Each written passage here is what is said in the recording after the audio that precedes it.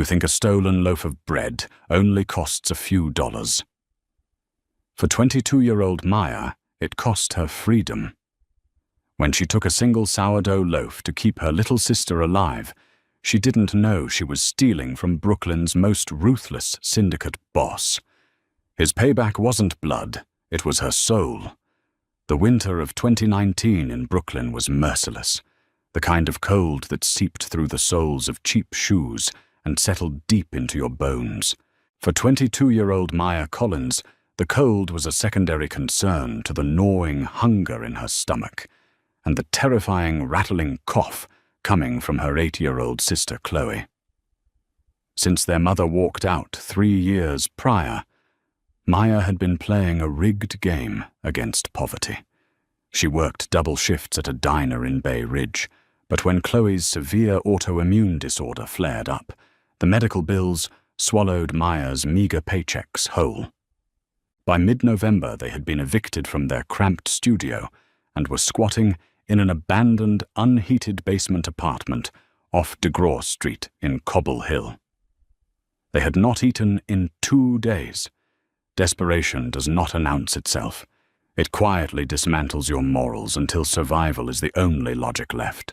That was how Maya found herself, standing in the freezing rain at 11 p.m. outside Borghese Artisan Bakery on Court Street. To the gentrified neighborhood, the bakery was a charming, old-school Italian joint that sold $12 olive battards. To those who actually knew the streets, Borghese was the pristine, untouchable front for the Russo crime family. It was their sanctuary, their money-laundering hub and the undisputed territory of Vincent Russo. Vincent wasn't a street-level thug.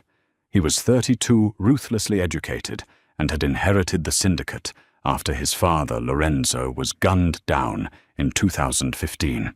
Vincent was known as the architect of the modern Brooklyn underworld, a man who didn't need to raise his voice to make grown men bleed. Maya didn't know any of this. All she knew was that she had watched the bakers pull tray after tray of hot golden bread from the brick ovens just before closing. She also knew that the delivery door in the back alley had a broken latch. She had noticed it 2 days ago when digging through the dumpster.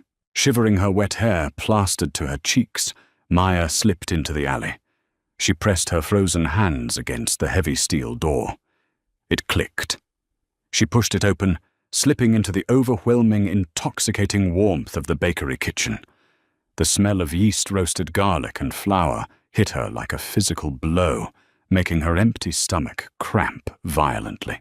The front of the shop was pitch black, but a single warm pendant light hung over the massive butcher block prep table in the center of the kitchen.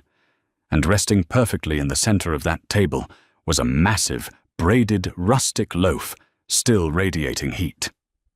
Maya didn't hesitate. She lunged for it. She grabbed the bread, hugging its warmth to her freezing chest.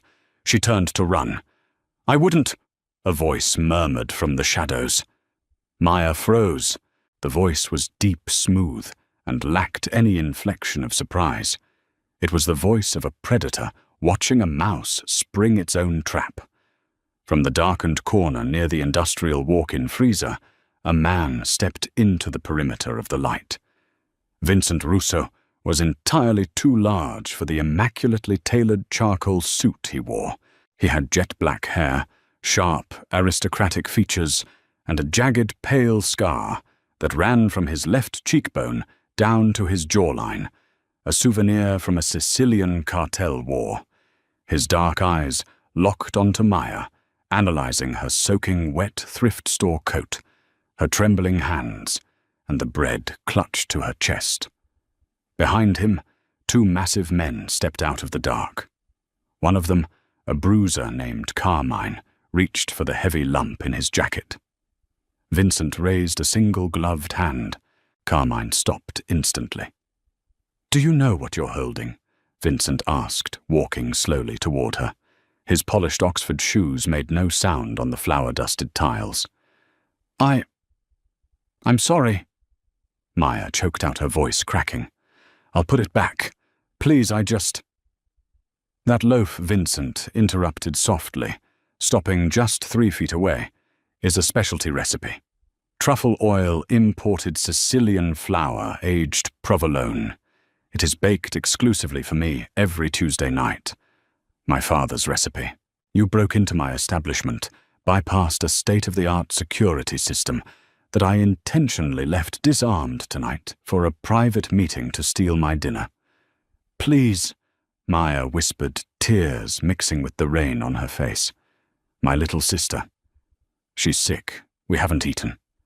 I just wanted something to keep her going. I'll do anything. Please don't call the police.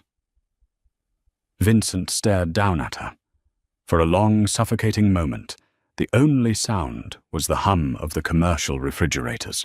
He tilted his head, his dark eyes stripping away her defenses, seeing right down to the absolute terror in her soul. The police, Vincent repeated, a dark, humorless smile touching the corner of his mouth. Little thief, the police work for me. If I called them, you wouldn't go to jail. You'd simply disappear into the East River.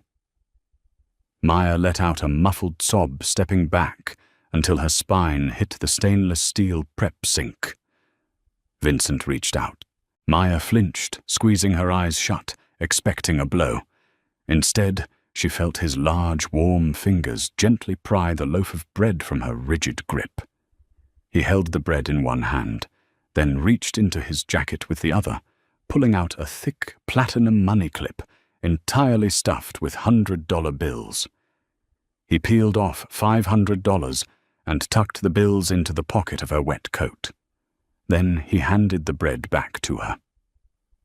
Take it, Vincent commanded softly. Feed your sister. Buy her a warm coat.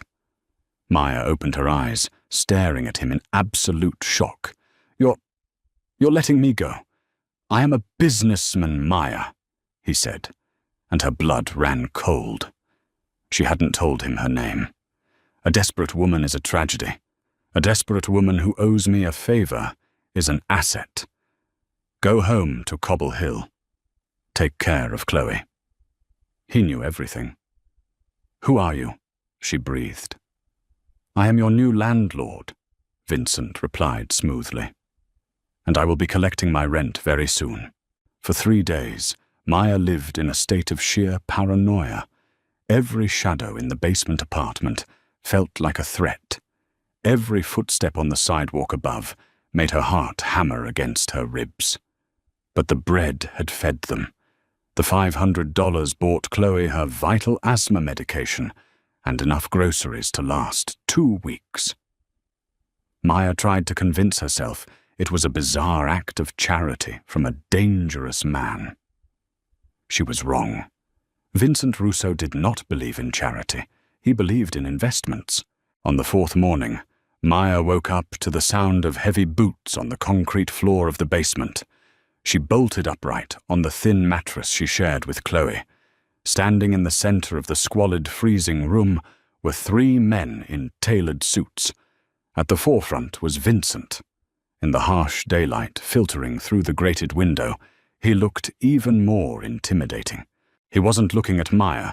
He was staring at the damp walls, the exposed pipes, and finally at the small, frail form of Chloe, who was sleeping through her wheezing breaths. "What are you doing here?"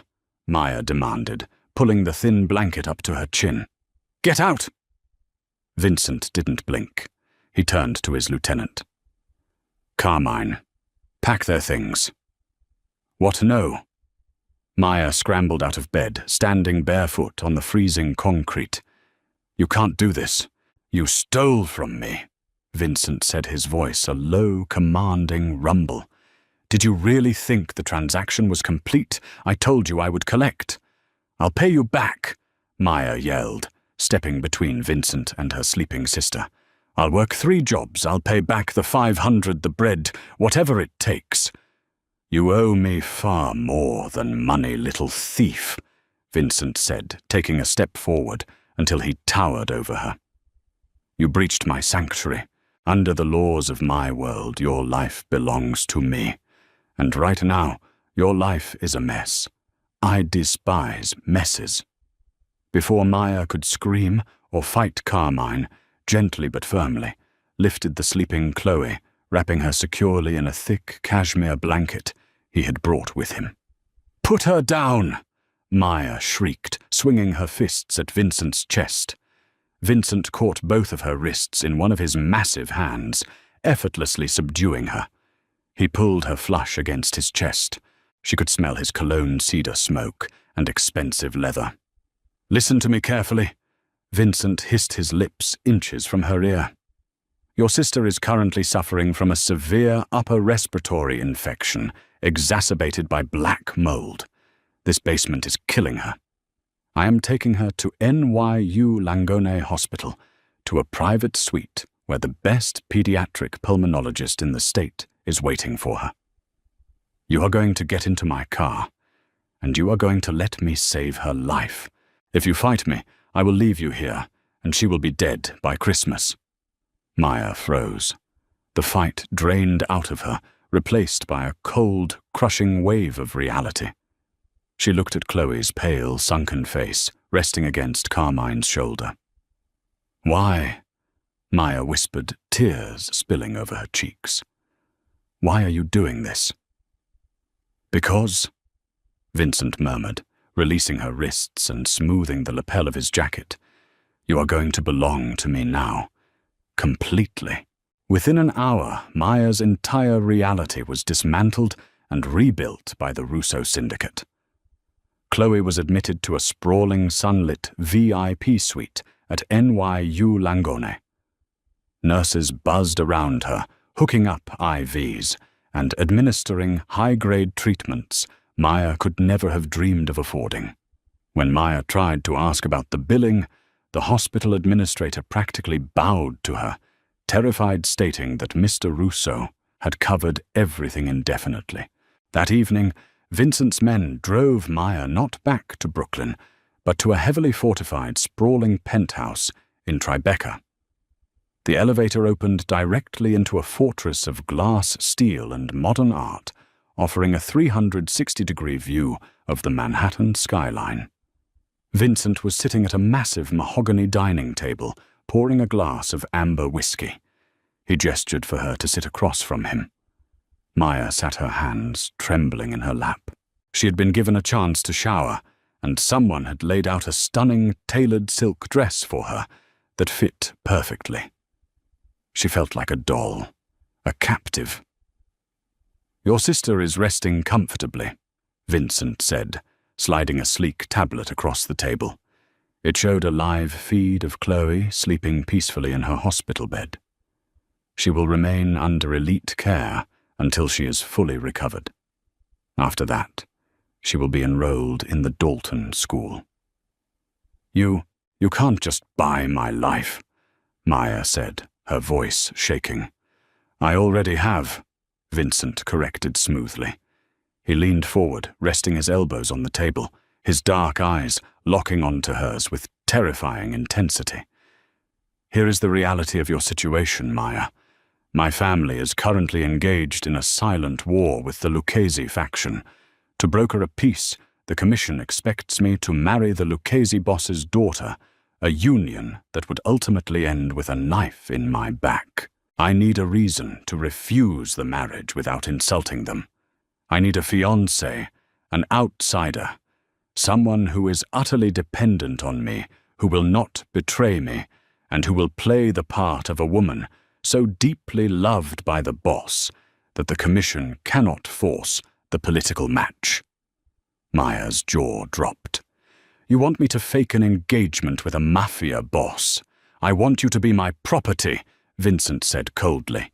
"You will live in this penthouse. You will wear my ring. You will attend every gala, every sit-down, every family dinner at my side. You will smile, you will be charming, and you will look at me as if I am the center of your universe. In exchange, your sister wants for nothing, and you both live like queens." "And if I refuse?" Maya whispered. Vincent's eyes darkened, turning entirely obsidian. The mask of the polished businessman slipped, revealing the ruthless apex predator beneath. If you refuse, I withdraw my funding from the hospital. I return you to the rotting basement. And I make sure that no employer in the state of New York ever hires you again. I will not lay a finger on you, Maya. I will simply let the world do what it was already doing to you." It was a demonic retaliation. He wasn't punishing her by inflicting pain. He was punishing her by drowning her in a salvation she could never escape. He was weaponizing her love for her sister to shackle her to a monster. Maya looked at the tablet. She watched Chloe take a deep, clear, unlabored breath for the first time in months. Maya closed her eyes. The bread she had stolen was sitting heavy in her soul. She had made a deal with the devil in the dark, and now he was calling in the debt. "Okay," Maya said softly, opening her eyes to meet the gaze of the syndicate boss. "I'll do it. I'll be your fiancé." Vincent's lips curved into a slow, chilling smile. He reached into his pocket and placed a velvet box on the table, flipping it open to reveal a staggering, flawless, 5-carat blood-red ruby surrounded by diamonds. "Good," Vincent murmured. "Put it on Mia Cara. Your new life begins tonight. And understand this. In my world, there is no such thing as a fake vow. You wear my ring, you bear my name, and you belong to me, until I decide otherwise." By December, the freezing desperation of the Cobble Hill basement felt like a hallucination. Maya's new reality was a masterclass in psychological whiplash. She was a prisoner, yet she held a platinum black card. She was a captive, yet she was draped in custom Oscar de la Renta and flanked by a towering security detail led by Carmine. Chloe was thriving. The world-class specialists at NYU Langone had stabilized her lungs, and Vincent had kept his terrifying promise. Chloe was now attending the prestigious Dalton School, driven every morning in an armored Mercedes SUV. But Maya's debt was being extracted in the spotlight. Vincent was a phantom in the Tribeca penthouse, a man composed of cold silences and calculating stares. He never laid a hand on her, never crossed the threshold of her private suite, but his presence was an oppressive, intoxicating gravity. He missed nothing. When she casually mentioned missing the taste of cheap diner coffee, an industrial espresso machine vanished, replaced by the exact brand of roasted beans she used to serve in Bay Ridge. It was terrifying how closely he watched her. Their public life, however, was a meticulously choreographed performance. The true test arrived on Christmas Eve at the annual Winter Syndicate Gala, held in the cavernous, opulent halls of Cipriani Wall Street. The guest list was a who's who of the New York underworld legitimate politicians and the dreaded commission. "Tonight you do not flinch," Vincent murmured as their limousine pulled up to the venue. He reached over his large, warm hands, adjusting the clasp of a suffocatingly heavy diamond necklace at her throat. "Alberto Lucchese and his son Matteo will be watching your every breath. If they suspect you are a prop, the peace treaty collapses, and the streets will run with blood. Do you understand, Maya?" I smile. I nod. "I belong to you," Maya recited numbly, meeting his obsidian gaze. Vincent's jaw ticked. For a fraction of a second, the cold Mafia Boss fractured, revealing a dark, possessive heat. "You do not just belong to me, Mia Cara. Tonight you are the Queen of Brooklyn. Act like it." The gala was a glittering viper's nest. Underneath the vaulted ceilings and towering centerpieces of white winter roses, dangerous men drank vintage champagne and plotted murders. Maya clung to Vincent's arm, playing her part flawlessly. She laughed at the right moments, leaned into his side, and allowed him to press soft, territorial kisses to her temple. But the illusion was shattered when Vincent was temporarily pulled aside by a frantic lieutenant. Maya retreated to a quiet marble alcove near the restrooms to catch her breath. She wasn't alone for long. A breathtaking stone for a little street rat, a slick, venomous voice echoed. Maya turned to see Matteo Lucchese blocking her exit. He was sharply dressed, but his eyes were entirely devoid of sanity. He stepped into her personal space, smelling of gin and cheap malice. "You think we don't know?" Matteo sneered, his eyes dropping to the 5-carat ruby on her finger. "Vincent Russo doesn't marry waitresses from Bay Ridge. My father might be fooled by this little Romeo and Juliet act. But I know a human shield when I see one. How much is he paying you, sweetheart? Or did he just threaten to drop that sickly little sister of yours in the Hudson?" Maya's blood ran ice cold. He knew about Chloe. "Step aside, Matteo," Maya said, fighting to keep her voice steady, channeling every ounce of Vincent's icy demeanor. Matteo laughed, reaching out to grab her wrist. "You're coming with me. Once the commission sees you crying about how Russo forced you into this, his syndicate is finished. And you, maybe I'll keep you for myself." His fingers bruised her skin. Maya opened her mouth to scream, but the air was suddenly violently displaced. A large hand clamped onto the back of Matteo's neck. In a blur of tailored charcoal wool and terrifying speed, Vincent slammed Matteo face first into the marble wall. The sickening crack of bone echoed in the quiet alcove. Matteo crumpled to the floor, clutching his shattered, bleeding nose, groaning in agony. Vincent didn't even look at the bleeding man. He stepped over him, his chest heaving, his eyes locked entirely on Maya. He reached out his thumbs, gently brushing over the red marks forming on her wrist. "Did he touch you anywhere else?" Vincent's voice was a lethal quiet whisper that promised absolute slaughter. "No." Maya breathed, her heart hammering frantically. "Russo, you're a dead man," Matteo spat from the floor, coughing up blood. "My father will declare war." Vincent finally turned his head, looking down at Matteo, with a gaze so devoid of humanity, it made Maya shiver. "Tell Alberto that if his rabid dog ever steps within 50 feet of my fiancée, again I will not stop at breaking his nose. I will mail him to you in boxes. This woman is my life. Do not test my devotion to her." Vincent wrapped a protective arm around Maya's waist, pulling her flush against his chest. And then right there in the shadows of the alcove, he tilted her chin up and kissed her. It wasn't for show. It was a punishing, desperate, consuming kiss that tasted of fine bourbon and raw, unchecked possession. Maya gasped, her hands instinctively clutching the lapels of his suit. The kiss dismantled every lie they had told themselves.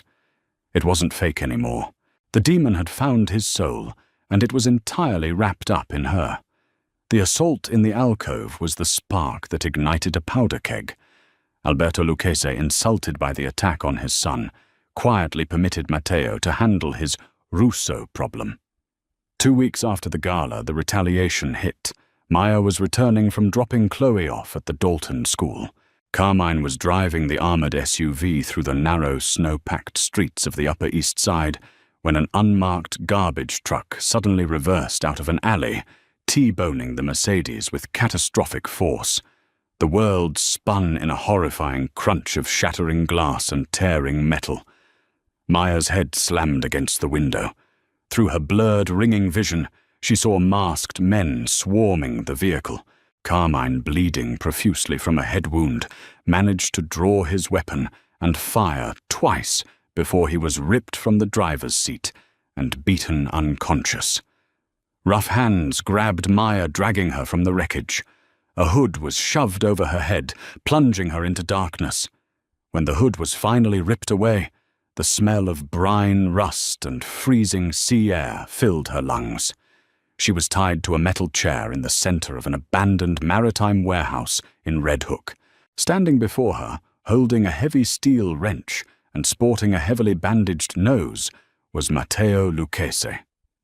Vincent took my dignity. Matteo sneered, pacing around her chair. So I'm taking his prized possession. I've already sent him the coordinates.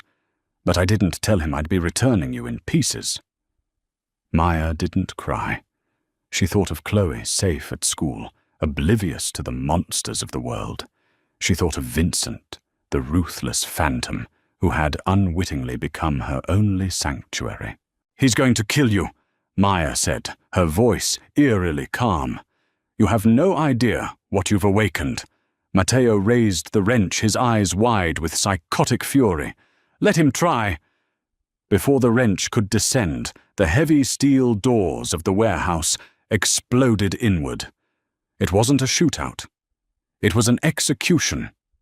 Vincent Russo did not send soldiers to retrieve his heart. He came himself. He moved through the dimly lit warehouse like an apex predator, a silenced tactical pistol in his hand.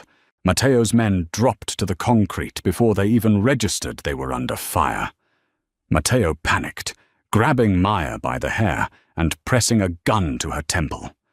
"Drop it, Russo. Drop it or I scatter her brains." Vincent stepped into the light. He had stripped off his suit jacket, his white dress shirt stained with the blood of Matteo's guards. His face was a mask of pure demonic rage. "Matteo," Vincent said, his voice echoing in the cavernous space. "Look at my eyes." Matteo hesitated, his hand shaking. "Do I look like a man who negotiates?" Vincent didn't drop his weapon. In one fluid, impossible motion, he raised his gun and fired a single shot. The bullet grazed the absolute millimeter of Maya's ear, sinking directly into the dead center of Matteo's forehead. Matteo collapsed backward, dead, before he hit the floor. Vincent dropped his weapon. He crossed the room in 3 massive strides, dropping to his knees before Maya. His hands, usually so steady and cold, were violently trembling as he ripped the ropes from her wrists and ankles. "Maya," he choked out, pulling her into his chest, burying his face in her neck. "Maya, Dio mio, Maya." "I'm okay," she sobbed finally, letting the terror break over her, wrapping her arms tightly around his broad shoulders. "I'm okay. You came. I will always come," he whispered fiercely, pressing his lips to her forehead, her cheeks, her lips. "I would burn this entire city to the bedrock before I let anyone take you from me." Hours later, back in the impenetrable safety of the Tribeca penthouse, Maya sat on the edge of the master bed. Vincent was gently applying a butterfly bandage to a small cut on her temple. The adrenaline had faded, leaving a heavy, vulnerable silence between them. "The engagement," Maya said softly, looking up at his sharp, scarred face. "It served its purpose. The Lucchese family will be in disarray. The commission won't force a marriage now. My debt is paid, Vincent. You can let me go." Vincent stopped. He set the medical supplies aside and sat beside her on the edge of the bed. He looked down at his hands, then finally met her gaze. The walls were completely gone. "There was no debt, Maya," Vincent confessed, his voice thick with emotion. Maya frowned, confused. "What do you mean I stole from you? The bread was a trap," Vincent interrupted softly. Maya froze. "Well, what?" Vincent reached out gently, taking her hand and tracing the ruby on her finger. "I saw you 3 months ago, at the diner in Bay Ridge. I was having a meeting in the back booth. You looked so tired, so fiercely protective, when you argued on the phone with the hospital billing department about your sister. I couldn't get you out of my head. I had my men look into you." Maya's breath hitched as the pieces fell into place. "I knew about the eviction. I knew you were squatting in Cobble Hill." Vincent continued, his eyes filled with dark, desperate truth. I knew you were hungry. I purposely ordered the security system at the bakery disarmed. I made sure the back alley latch was broken. I left the bread on the table knowing you had been checking the dumpsters. You orchestrated the whole thing, Maya whispered, shock rippling through her. If I had just offered you money, you would have refused. You are too proud. If I had approached you on the street, you would have run. You despise men like me, Vincent said, leaning his forehead against hers. I needed you to owe me. I needed an excuse to pull you into my world, to protect you, to save Chloe, without you realizing that I was already completely, helplessly obsessed with you. Maya stared at him. The ruthless mafia boss, the demon of Brooklyn, had orchestrated an entire syndicate-level plot, risking gang wars and his own life, just to feed her and bring her into his home. It was manipulative. It was insane. It was the most profound, twisted act of love she had ever known.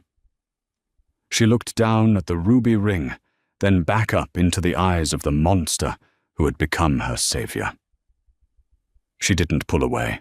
Instead, she reached up her fingers, tangling in his dark hair, and pulled his lips down to hers. Then I guess, Maya murmured against his mouth, I owe you for the rest of my life. Vincent groaned, wrapping his arms around her, finally claiming the thief who had stolen entirely more than just a loaf of bread. She had stolen his cold mafia soul, and he was never asking for it back. Did Vincent's dark obsession leave you breathless? If you loved this intense mafia romance, full of deadly twists, high-stakes drama, and undeniable passion, hit that like button and share it with your fellow storytelling addicts. Don't forget to subscribe to the channel and ring the notification bell so you never miss out on our thrilling, real-life inspired stories. Drop a comment below. Would you have taken the bread, knowing the consequences? See you in the next video.